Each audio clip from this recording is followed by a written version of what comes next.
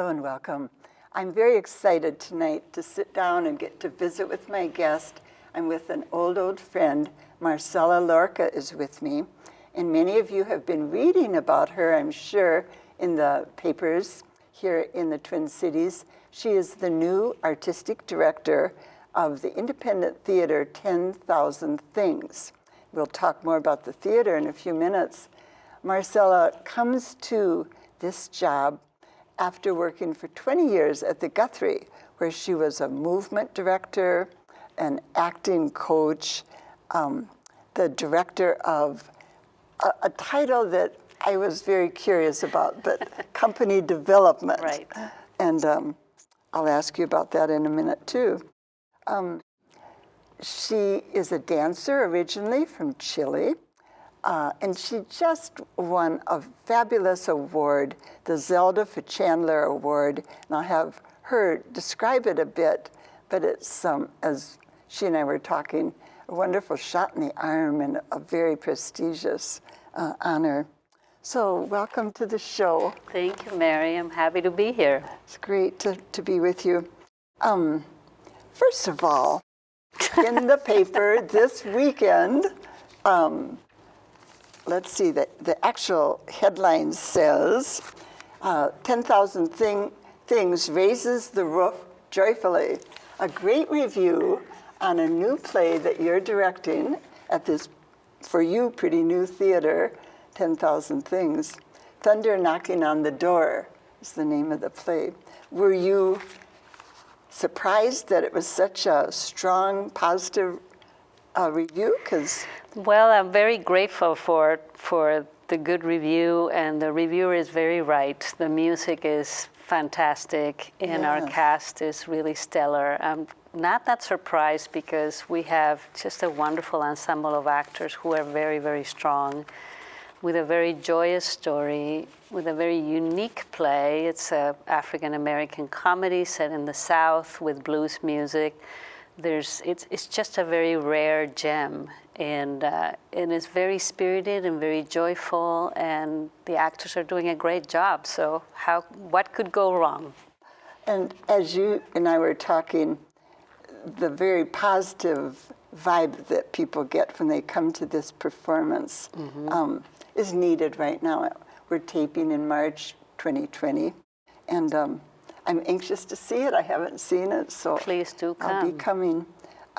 I said, are you surprised? Because I think reviewers almost feel beholden to find something to criticize when they are reviewing, and the reviewer did not. He was just all praise, so that was... Yeah, it's very interesting because the work in our company also doesn't fit like a regular theater format, because we go to so many different communities. We perform in front of many different and unique audiences, and the play works differently in different spaces with different audiences. So the reviewers might come to one performance that may not look anything like the next performance.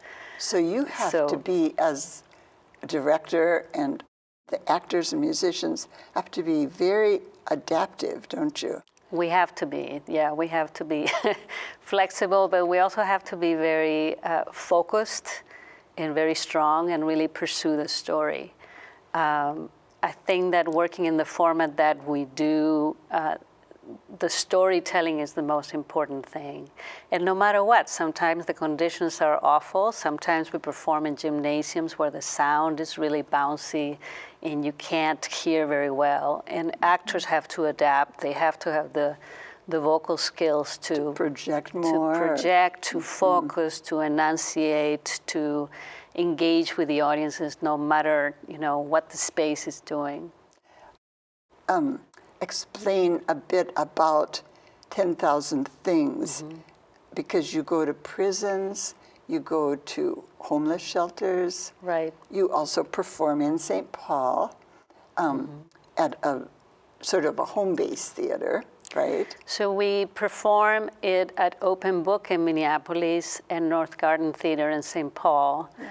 That's for our paying audiences. But then half of our shows are for free and in the community. So half, I did not know that. Half of our shows. So we start with a tour, and then what I call we land at Open Book, but we're still, while we're performing at Open Book in the weekends, during the week, we're going to different communities to perform. So you keep the troupe busy. Yes, they're very busy. Yeah. And to spend half of your performances performing for places that aren't paying, I'm sure the viewers are saying, how do they fund this project and this theater that's been around for over 30 years? Yeah. We're very lucky to be in a community where donors are very supportive of the arts, and where also the state is very supportive of theater companies. So we get funding from foundations, from the State Arts Board, from donors, and from ticket revenue. So there's a very diverse source of funding for the work that we do, but offering half of our shows for free is a priority and is part of the mission of 10,000 Things, and is important because a lot of communities cannot afford this kind of work. Right. And a lot of people cannot afford simply to go to the theater. And it's important to go to their community, their home base, where they feel comfortable. It's in their living room or their central hall. So it's not like, transporting them into like a foreign place, but it's a place where they'd be comfortable. Yeah, where they're comfortable and used to.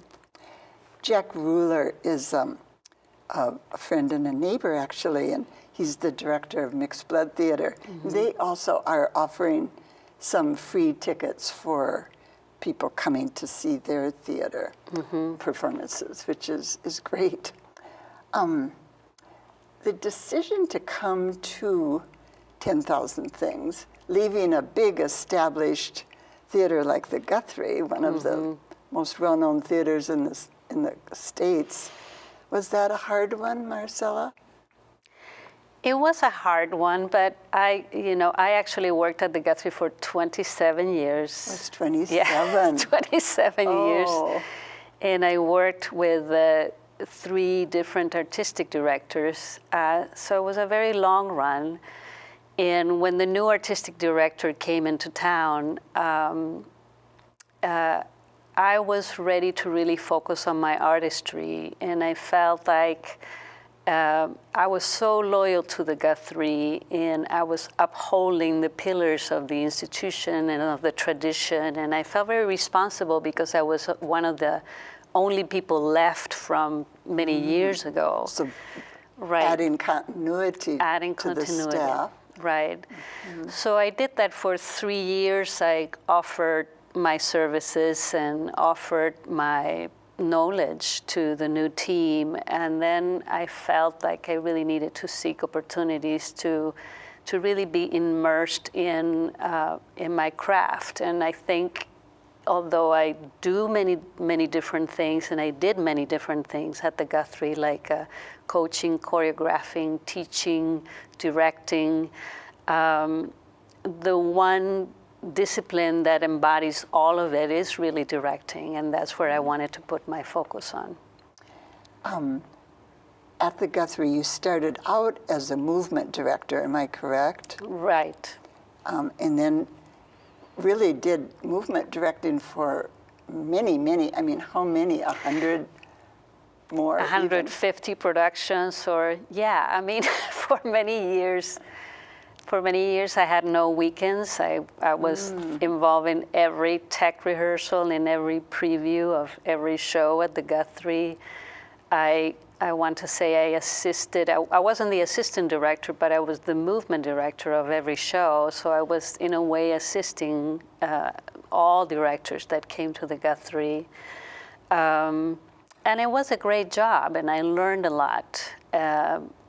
I started choreographing soon after I started to work there too. And then I started to really want to direct. And that shift happened when I started to realize that I knew more than the people that I was helping. And then I felt like, okay, it's time for me to step forward and be at the helm.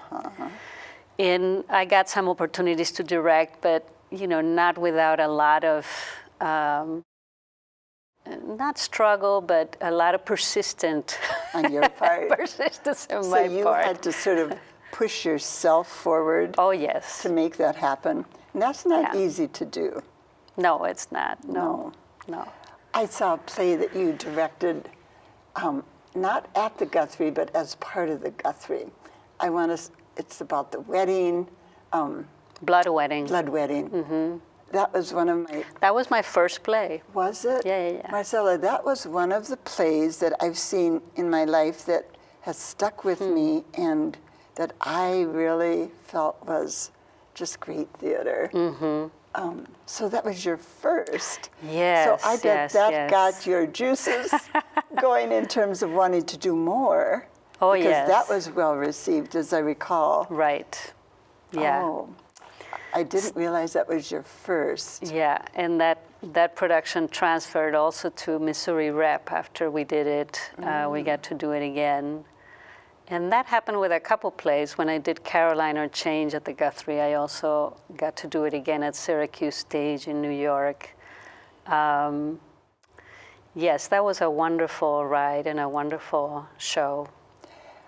You also did a play out at the Shakespearean Festival in Oregon. Right. That's a very prestigious gig too, isn't it? Yes. Yeah. Let's just go back in time a little bit, because the evolution that you've gone through from being a dancer when you came to Minnesota to being a movement coach, choreographer, and now director, I mean, that's not the normal path for most dancers. I mean, that is kind of leaping into another world.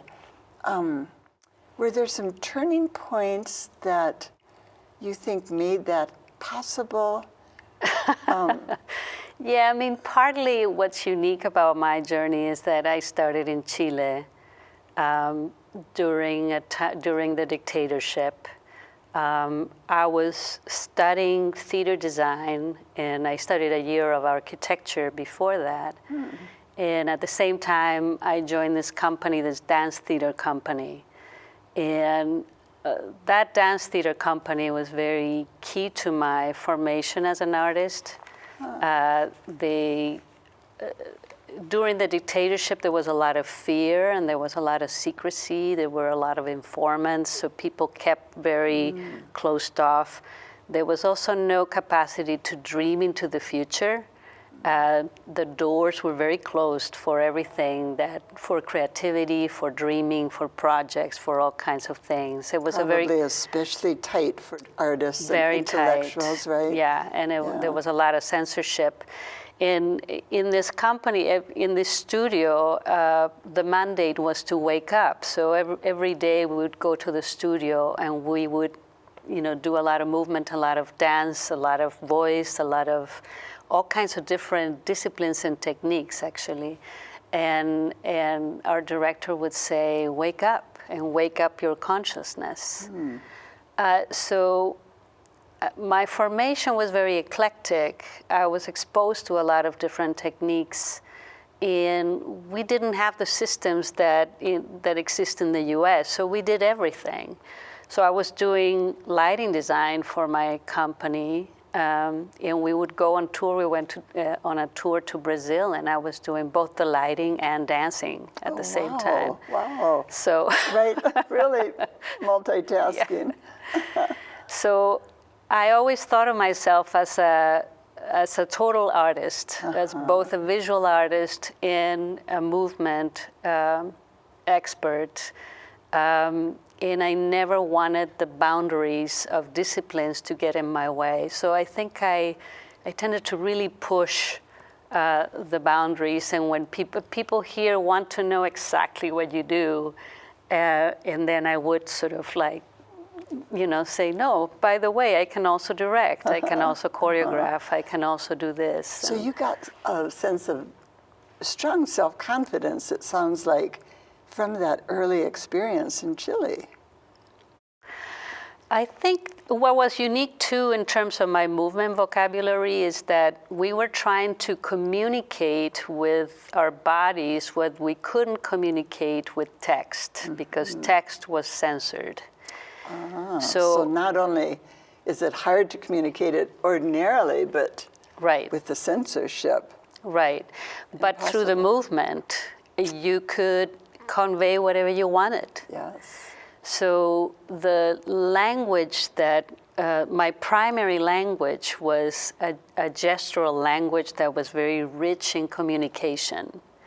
And so for me, the fusion of dance and theater were very, very close because movement was about storytelling, dance was about storytelling, was about sending messages, was about trying to draw kind of a spiritual ride in, for the audience and trying to make them wake up as well.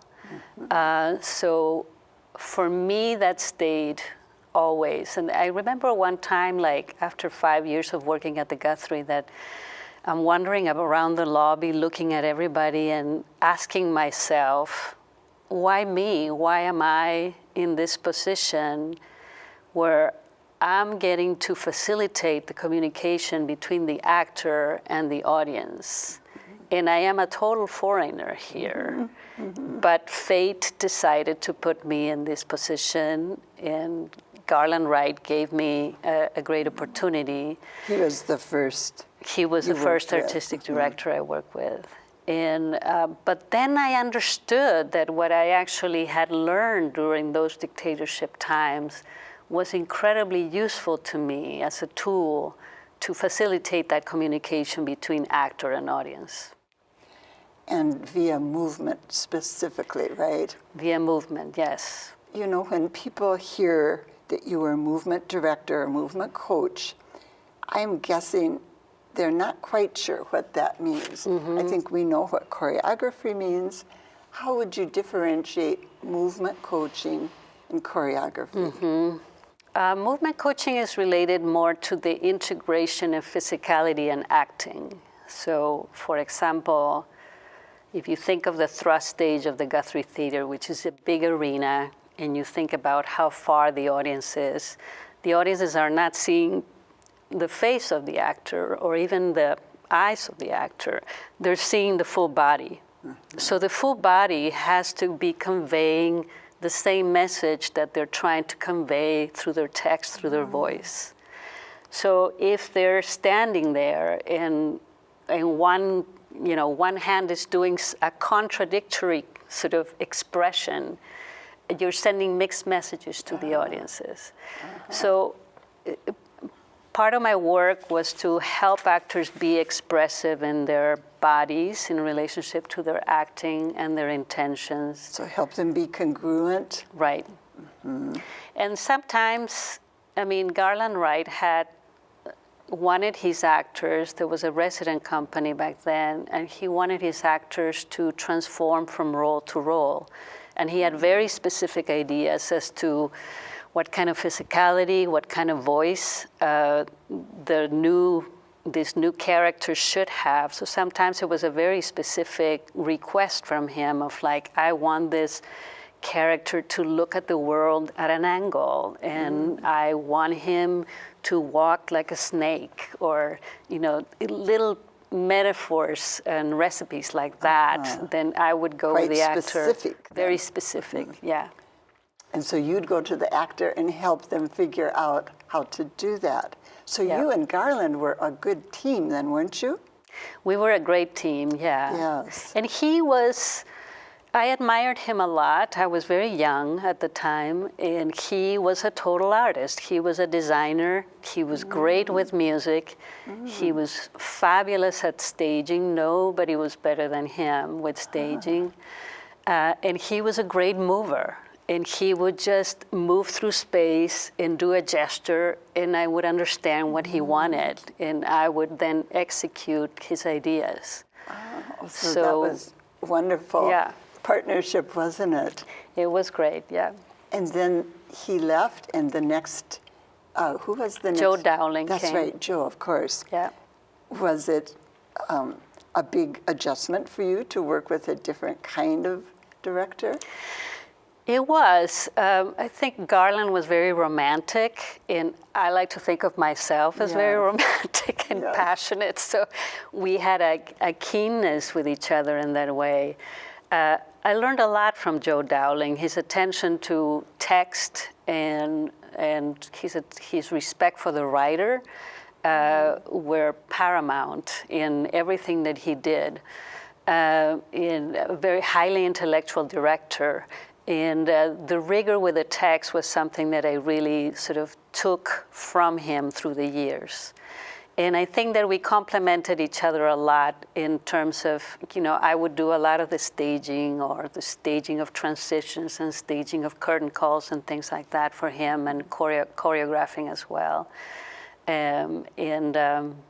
So I learned a lot from him through the years. So there were pluses for each of the directors. Yes. And then the last director. Yes, also? with Joe Hatch came, I haven't really worked with him because I was already at a stage. By the time he came, my dear colleague Ken Washington had passed, and I became the interim director of company development. That's a question I had early, yes. Right. So that meant that I was in charge of the 2 training programs that I was part of founding, actually. Right, for the BFA with the U, The right? BFA with a U, and then a summer program called a Guthrie Experience for Actors in Training, which was a summer training program where I also directed devised plays with those students. So that took most of my time, and I was also at a stage in my life where I didn't want to coach anymore because it didn't feel right. It felt like I had stepped into the shoes of being a director, and that I was not just assisting directors, but I had too much of a director's brain. You were ready to be your own boss. I was ready to be my own boss, and I also had very strong opinions about the work and how the work should be done. And I think to be a good coach, you have to be very supportive of the vision of the director. And so... And number 2, in a way, as you said earlier to me. Right. You are like a number 2. You are a supporter. You are a supporter of a vision that is somebody else. Carrying out someone else's vision, though. Exactly. We only have a few minutes left. Wow. So I know, where did the time go? I want to just shift real quickly and ask you, what is for you now the greatest challenge, now that you are your own boss at 10,000 Things? What is your greatest challenge, and what is most exciting for you at this new theater? I mean, one of the most exciting things as I'm sitting here right now, because it changes from day to day. Does it? I think is to be a good listener of what our audiences need or may need, and to be a good channeler and steward of artistic communication in the world that we live nowadays. That takes a kind of antenna and a kind of openness to the world, but also a kind of intuition to choose the right story, to choose the right team, to choose to be sort of at service to an audience that's incredibly diverse, because our audiences are so diverse. Right. So probably more than the Guthrie, more than most theaters. Right. With the range you've got from pain to the homeless. Yeah, and I think it connects back to my years in the Guthrie. Was, for me, the mandate was, how do I serve this audience? How do I make sure that every audience gets this story, the power of this story, in the most effective way? I'm doing the same thing, but now traveling to different places with different kinds of audience members. So I'm listening a lot, and I'm getting to decide and choose what to bring to them. And that's a big responsibility and a big joy at the same time. Do you get to dance at all anymore in your own personal life? Yes, I do. A great dancer. I remember Yes, seeing I you do. dance. I do, and I actually, I call it, I dance walk. I like to go for walks and listen to music and dance as I, Just dance have a as I little walk. audience as you dance walk by, right? I don't care what people think. Good. Yeah. If people want to learn more, and I'm sure you will after hearing Marcela and listening to her, what's the best way, what is the website at 10,000 Things? Very simple, is 10,000things.org. So check it out. And the play you're in now, this show will air, many different months, so we can't say that for sure you'll be able to see this production when you are watching the interview, but it's on for those who will see it early on through May? Through April 5th. Or just through April 5th. Right. And then our next show is coming in the spring, is The Hat Maker's Wife, and that will be running through April and part of May. Well, Tony Boza once said to me years ago, former chief of police here in Minneapolis, for those of you who are kind of new in the cities, that he thinks artists are the true heroes in our society. And that was such a kind of a provocative statement when he said it, but I listen to you and I think the work you're doing really is heroic and fits his and you fit his definition. So I think of that.